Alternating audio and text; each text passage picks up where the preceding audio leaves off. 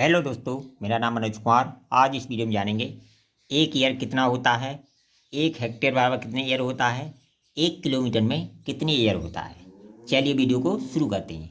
देखिए, एक ईयर ज़मीन यानी 10 मीटर लंबी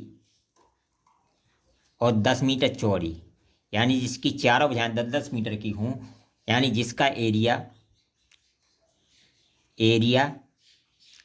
100 मीटर स्क्वायर हो, उसे हम क्या बोलते हैं? एक ईयर ज़मीन बोलते हैं। ये क्या है हमारी? एक ईयर ज़मीन। ये बात आपकी समझ में आएगी।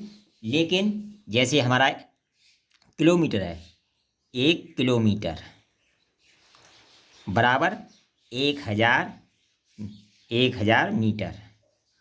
1000 मीटर, 1 किलोमीटर बराबर होता है 1000 मीटर।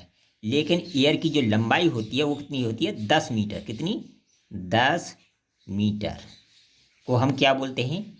एक ईयर बोलते हैं। एक ईयर यानी लंबाई में हम नापें तो उसे हम 10 मीटर को एक ईयर बोलते हैं। लेकिन जहाँ ज़मीन की बात आ जाए, वहाँ एक ईयर ज़मीन की बात आ जाए तो वहाँ लंबाई और चौड़ाई दोनों होती हैं, यानी वर्ग में होती है। जैसे आपने सुना होगा 100 गज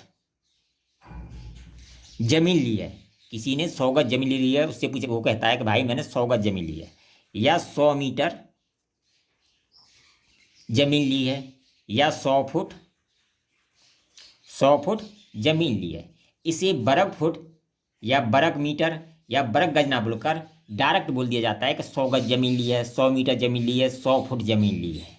ठीक है, जमीन की बात से इंसान समझ जाता है कि इसने 100 वर्ग गज जमीन ली है।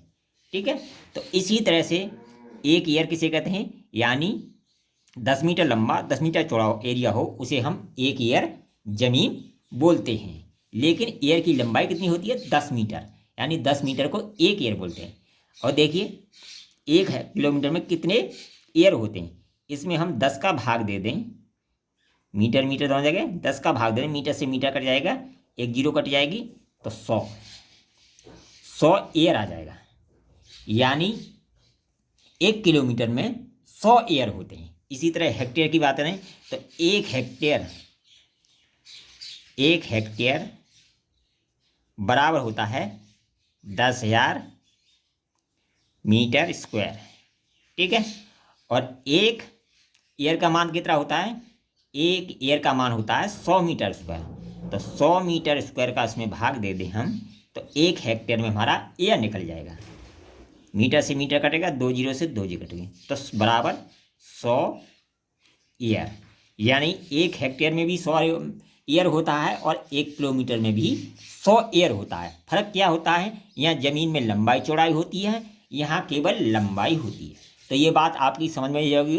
जो एयर की जब लंबाई होती है 10 मीटर होती है, लेकिन ज़मीन पर बात करें जब उसकी, तो 10 मीटर लंबी 10 मीटर चौड़ी, उसे हम एक एयर ज़मीन बोलते हैं। अगर वीडियो पसंद आए तो कमेंट करें, लाइक करें, शेयर करें।